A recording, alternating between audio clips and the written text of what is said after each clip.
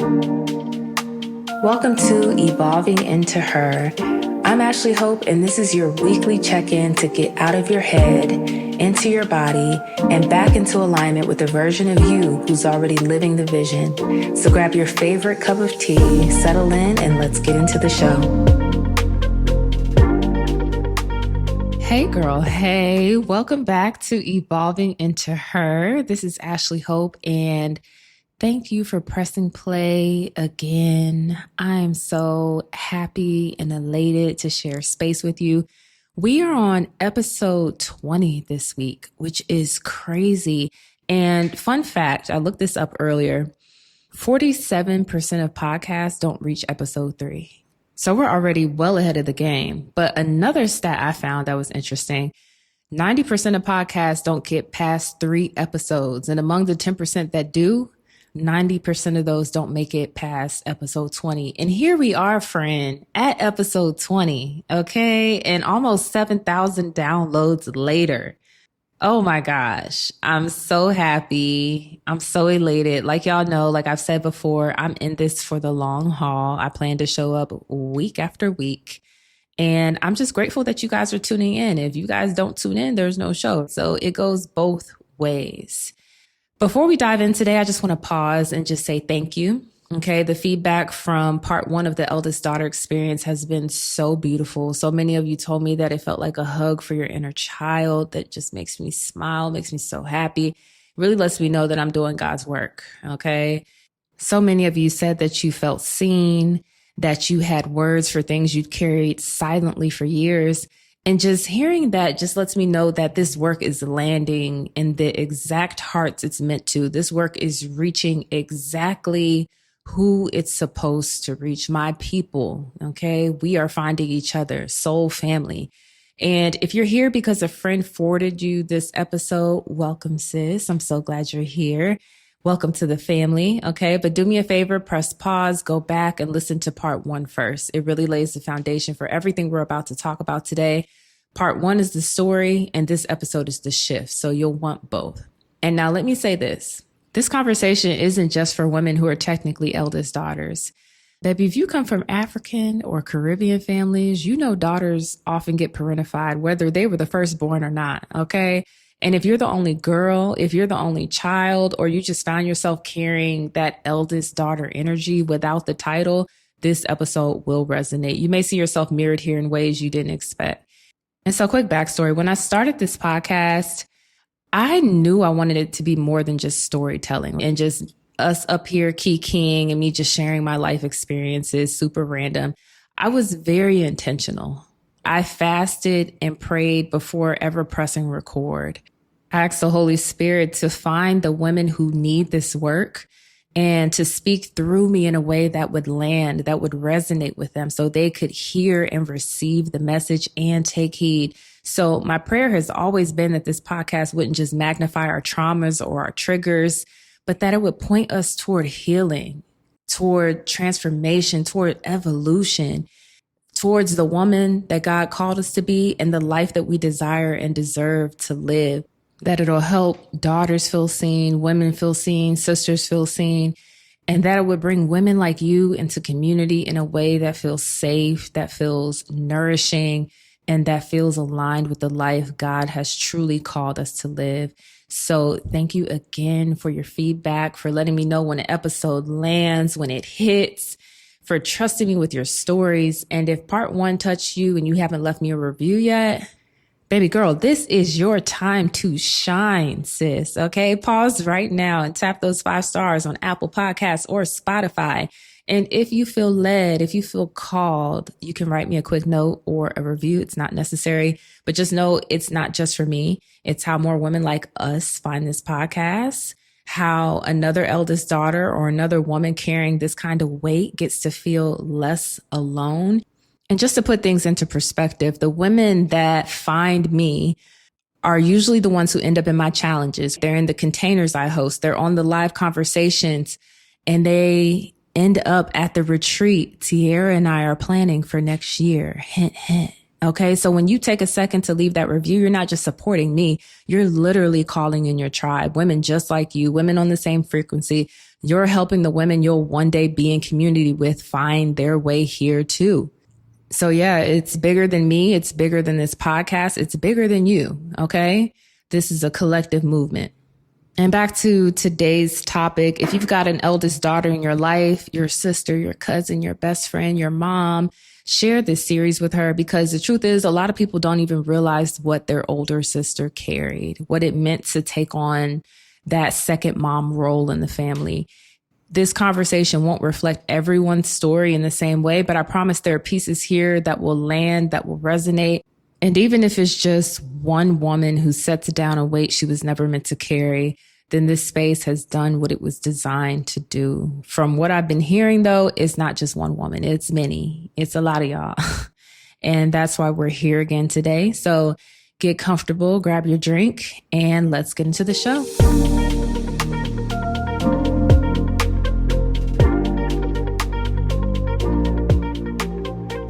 So like I've said before, the eldest daughter conversation is so nuanced. It's so complex, but I think it's a good place to start here. Unspoken resentment. Because one of the heaviest things that many eldest daughters carry is resentment. And it's not always loud. Sometimes it's quiet. Sometimes it's hidden under responsibility. It's hidden under guilt. It's hidden beneath the story of, okay, this is just what I had to do. This is just who I had to be. And for me, I never carried resentment towards my siblings. They're literally my best friends. They're my favorite people. I always say that the greatest gift my parents gave my siblings and I was each other. They've always given me my flowers, poured back into me, and I'm so grateful for that. But I know that isn't everyone's story or everybody's experience. And for some eldest daughters, resentment creeps in almost unnoticed. It isn't that you don't love your siblings. It's that you were forced into a role you never signed up for. Nobody asked you to do this. You didn't ask for this. Babysitting when you wanted to be outside playing, breaking up fights, cooking meals, folding laundry, overseeing homework while the other kids were just free to be kids. And understandably, this can breed this unspoken feeling that your siblings got to experience a softer childhood, a more joyous childhood, while yours was just weighed and wrapped up in responsibility. And then there's a resentment that gets directed towards our parents. It sounds like, why didn't you protect me? Why didn't you step in? Why did I have to be the one? Why did I have to be the responsible one, the mature one? The one who has it all together, the one you can rely on. But none of us said that out loud. Most of us never said these words. We didn't even admit them to ourselves. We just kept moving. We kept doing. We kept performing. We just convinced ourselves we were fine, because slowing down to acknowledge all of this can feel so heavy. But sis, here's the truth. Resentment doesn't just disappear because we silence it. It doesn't just vanish because we made peace with it on the surface. It settles into the body. It takes root in the nervous system. It shows up in the way your shoulders stay tight even when you're supposed to be resting. It shows up in the way your jaw clenches when someone puts another expectation on you. It shows up in your breath when it's shallow and it's short, because deep down you're still bracing for the next thing someone will need from you. It shows up in adulthood too. You feel it when a coworker tries to hand you their unfinished project and your body tenses before your mind even catches up. You feel it in relationships when you realize you slipped into mothering yet again, because somewhere inside of you, you're still carrying the role that you never got to lay down, a role you were never supposed to be playing. And here's the part that I hope frees you, friend. Naming resentment doesn't make you ungrateful. It doesn't mean you don't love your family. You can love your siblings deeply and still acknowledge that it wasn't fair. You can honor your parents and still grieve the ways they put responsibilities and weight on you. Sis, resentment isn't really about anger. At its root, it's about grief. Okay? It's about the little girl in you who didn't get to be held, who didn't get to be carefree, who had to grow up while everyone else was still allowed to be kids, allowed to be carefree, allowed to be joyful, allowed to be soft.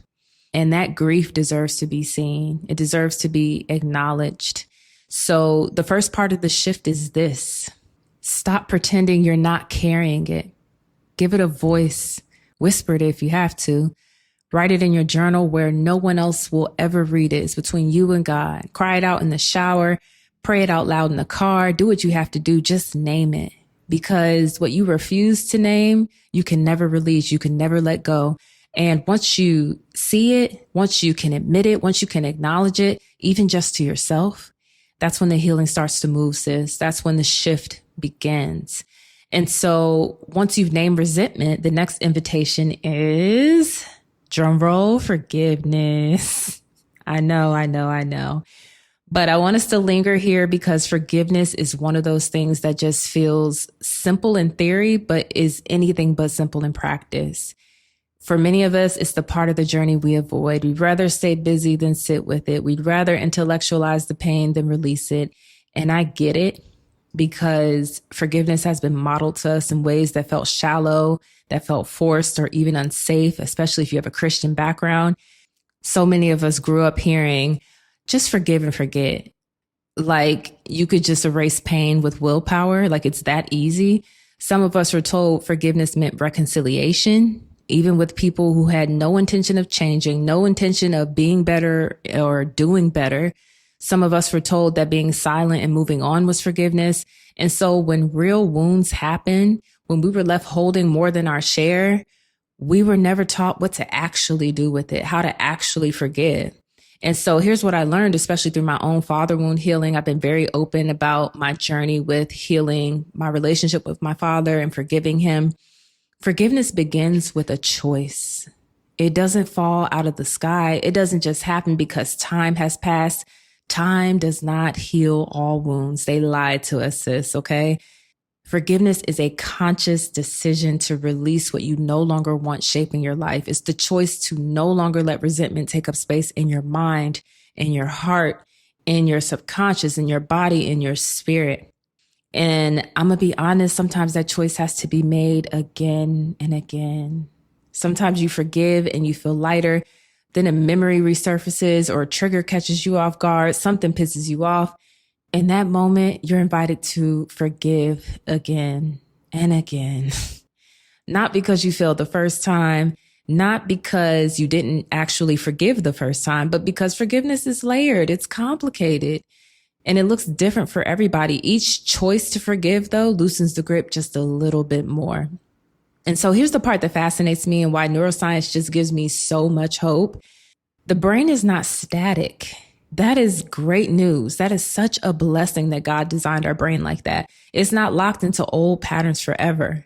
So through neuroplasticity, the brain is constantly reshaping itself. So every time you revisit a memory, it doesn't just sit there unchanged. Your brain actually reactivates it. That's called memory reconsolidation. So you can think of it like this. Think of pulling a file out of a drawer. And while it's in your hands, you have the chance to edit it before putting it back. And so if you revisit a memory and you stay in resentment, you stay in anger, the brain will reinforce that connection. It just strengthens the old groove. But if you revisit the same memory and you pair it with forgiveness, if you consciously choose to release, you weaken the emotional charge attached to it. You literally teach your brain a new association. And over time, the memory remains, but the sting begins to fade little by little. And it isn't just mental, it's physical too. Resentment keeps your body in a stress response. Your muscles tighten, your breath shortens, your heart rate quickens because your nervous system thinks the danger is still happening. So forgiveness sends a new signal to the body and it says, girl, you're safe. You don't have to keep bracing. And slowly your parasympathetic nervous system, the part of you responsible for rest and repair, this starts to come online. And that's why forgiveness often feels like a deep exhale, like your shoulders literally drop and your chest opens. What I'm trying to say here is that forgiveness is devotion. You guys know I love the word devotion. It is the daily practice of choosing freedom for yourself. And part of that devotion is giving yourself grace too. Because there will be moments when anger rises again, where you'll be pissed off again. There will be days when grief feels heavy. And instead of telling yourself you should be over it, you can forgive yourself in those moments too. And the beautiful thing is that over time, those small acts of release create a new baseline. Your brain lays down new pathways for peace instead of resentment. And you start to notice the change. You start to really feel the change, experience the change. And you'll find that the memory is still there, doesn't go away, but it doesn't carry the same charge. You recall the story, but your body no longer reacts as if it's happening right now. That's when you know forgiveness has done its work. Forgiveness doesn't rewrite the past, but it rewires how the past lives in you. And that's where freedom begins. So in other words, once forgiveness opens the door, the next step is to actually walk through it. And here's the hope I want you to hold close. Your brain and body can learn a new way. Just like forgiveness teaches the nervous system it doesn't have to stay braced, rewiring teaches you that you don't have to keep living in survival. And we learned about neuroplasticity today, right? The brain's ability to change, to grow, to lay down new pathways. It's such a gift. And I want you to follow me here. Imagine your brain is like a field with all these different paths carved into it. And the paths that you've walked the most, which is the over responsibility, the mothering, the silence, the self-sacrifice, maybe the people pleasing, those are deep grooves. They're easy to slip into because they're familiar, but you can create new grooves. So every single time you choose differently, every time you advocate for yourself instead of abandoning yourself, you're laying down a new path, a new groove. And the more you walk it, the stronger it gets. And this is where self-advocacy comes in, because as eldest daughters, we weren't taught this. We were taught to shrink our needs, to silence our voices, to put everyone else first. And I'm not saying this was blatantly taught to us, but we learned through our experiences. So when it's time to speak up or to say no or to set boundaries, it feels foreign to us. It feels unsafe. And that's your nervous system just trying to protect you with an old story. So essentially, rewiring means choosing differently in those moments. And it might start as something small, like saying no to a favor you don't have the capacity for. And at first, your body may respond like you are literally about to die. Your heart might race, your palms might sweat. That's your body expecting backlash.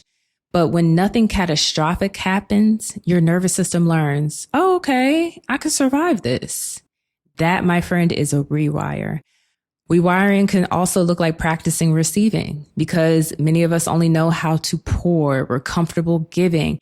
But when the love, when the help, when the support comes back to us, we flinch, we dismiss it. We say, no, I'm good, I'm okay. But sis, what if next time you let yourself receive? Even if it feels awkward, even if it feels unnatural, just pause and breathe and say thank you. And in that moment, your brain learns something new, that it's safe to be supported. It's safe to receive.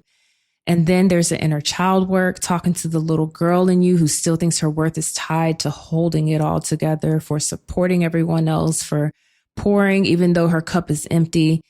Place your hand on your heart and close your eyes and just whisper to yourself, baby girl, you don't have to carry it anymore. I've got you now. That is self-advocacy. That's rewriting the story in your body. And community plays a huge role in self-advocacy too. If you didn't know this, the nervous system learns through modeling, and mirror neurons fire off when we see someone else embody a new way of being, which means surrounding yourself with women who honor your boundaries, who pour back into you, who normalize rest. This actually rewires your brain. Their behavior becomes a map your body can follow. And sis, I don't want you to hear all this and be overwhelmed. Rewiring doesn't happen overnight. It's a process. It is a practice. It is a lifestyle, and it's built choice by choice, moment by moment, breath by breath. But every single time you pause before slipping into old patterns, every time you speak up instead of staying silent, every time you let yourself be cared for instead of always being the caretaker, you are teaching your body something new. And over time, these choices add up. The old grooves grow faint. The new grooves grow strong. What once felt unsafe begins to feel natural. And that's when you realize you've shifted. You're no longer surviving the eldest daughter role. You're living as the woman who advocates for herself, who honors her needs, who knows she's safe to rest, who knows she's safe to receive, who knows she's safe to be free. And that shift is powerful, friend. But it's not just about boundaries or self-advocacy. It's also about how we redefine rebellion. Because for women like us, rest, joy, softness, baby, that is the rebellion. And that's where we're going next. And when I reference rebellion, it's not the kind people think of when they hear the word. I'm not talking about being wild or reckless. I'm talking about the kind of rebellion that starts when you finally say, you know what? I don't have to live like this anymore. And if I'm being honest, my rebellion started young. Okay. I'm a Scorpio. Okay. I didn't have the tools. I didn't have the language. I wasn't talking about nervous systems and neuroplasticity back then. I didn't know nothing about mindset, healthy communication. So I always have grace for that version of me. But something in me already knew I couldn't keep carrying what wasn't mine. And so by the time I was a freshman in high school, I started pushing back. I was tired of being the one everyone could depend on, the responsible one, the strong one. And I started choosing myself, even though my parents didn't like it. I stopped rushing to do all the things and I started prioritizing me. And looking back, that was rebellion. And I'm so proud of myself. I did it respectfully for the most part. That was me saying, I refuse to keep playing the role that was scripted for me. And that's the thing about eldest daughters, you know, rebellion often shows up before we even have the words to describe it. So maybe for you, it looked like skipping out on responsibilities one afternoon just so you could breathe and take a nap. Maybe it looked like being quote unquote difficult because you wanted space to figure out who you were outside of everyone else's needs and expectations. Maybe it looked like pulling away, even if people called it selfish. Deep down, it was survival, sis. You had to do what you had to do. It was your spirit trying to carve out freedom. And now as grown women, we get to reclaim rebellion in a more intentional way. Rebellion can look like rest, taking a nap when that old voice in your head says, girl, you don't deserve it.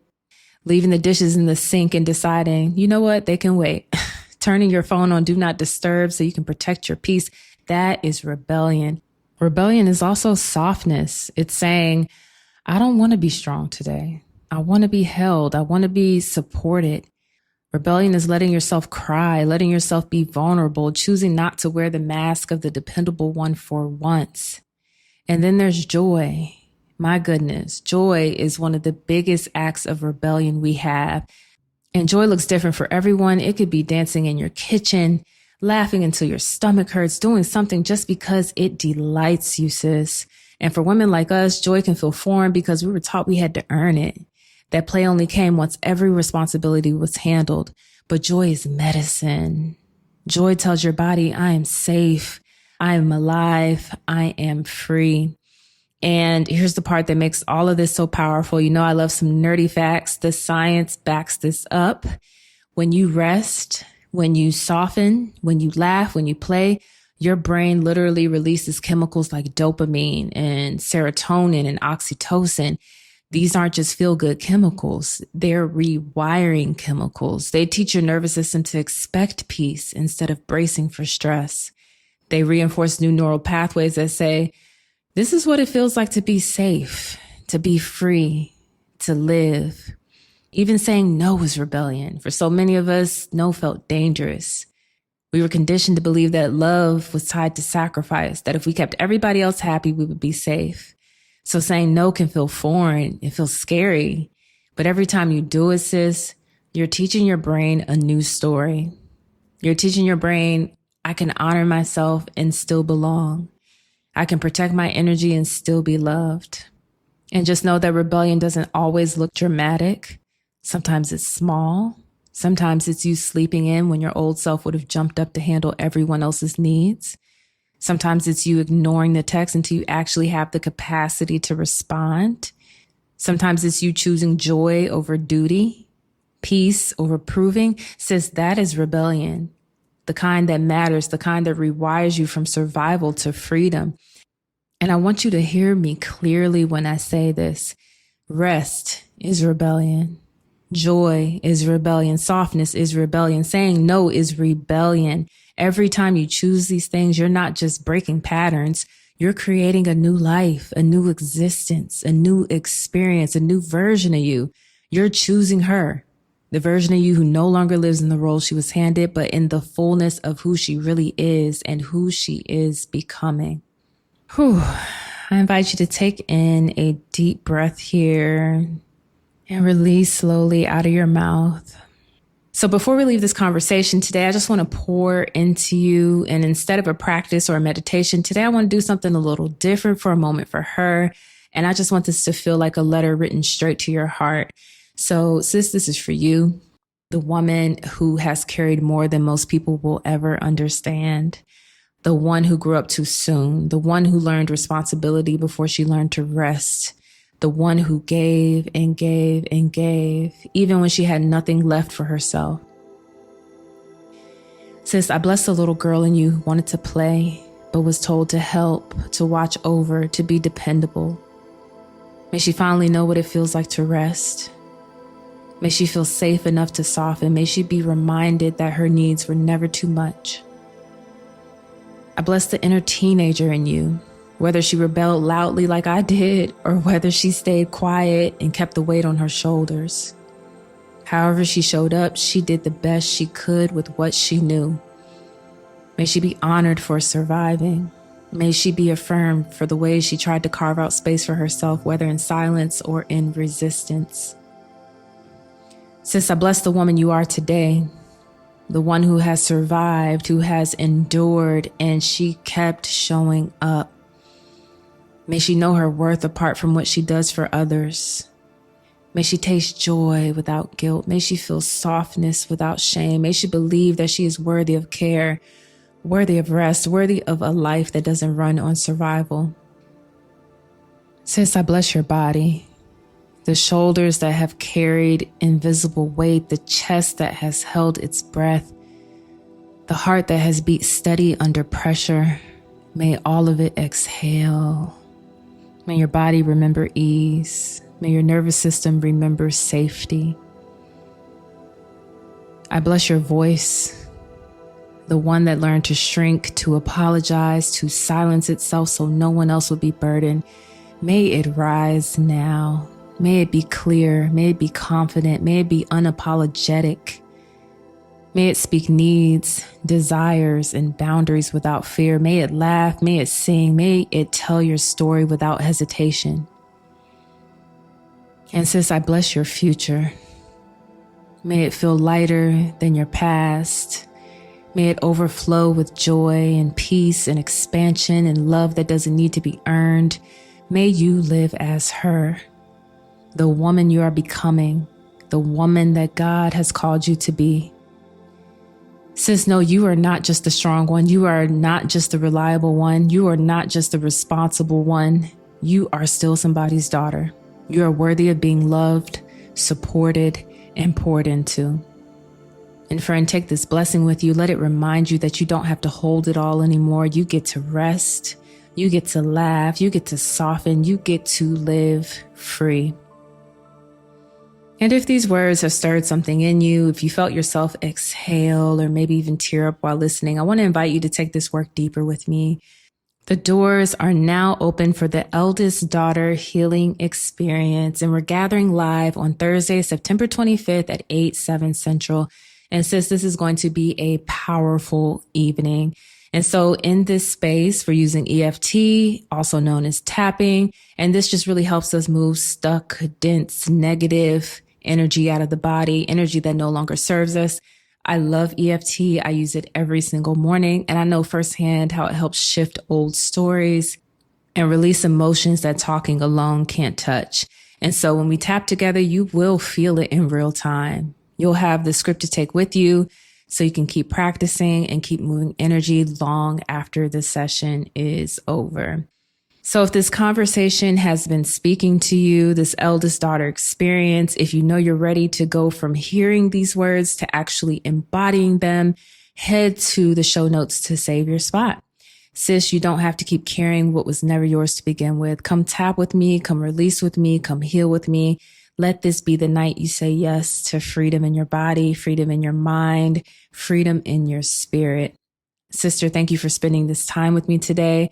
My prayer is that something in these words gave you permission to breathe and to soften and remember that you don't have to hold it all anymore. And if you love this episode, I know you did because you're still listening. But if it spoke to you, the best way to let me know that is to tap those 5 stars on Apple Podcasts or Spotify. That simple act helped this message reach more women who needs it. And if you feel led, share this episode with another eldest daughter so she knows she's not alone. I'll see you next Tuesday, sis. Until then, rest whenever you need to, soften when you want to. Keep choosing the version of you who is free, who is joyful, who is expansive, who is fulfilled, and stay in devotion to your becoming. I'm Ashlee Hope, and you've been listening to Evolving Into Her. Thank you so much for being here with me. Thank you for choosing her, for choosing yourself. And until next time, stay in devotion to your becoming.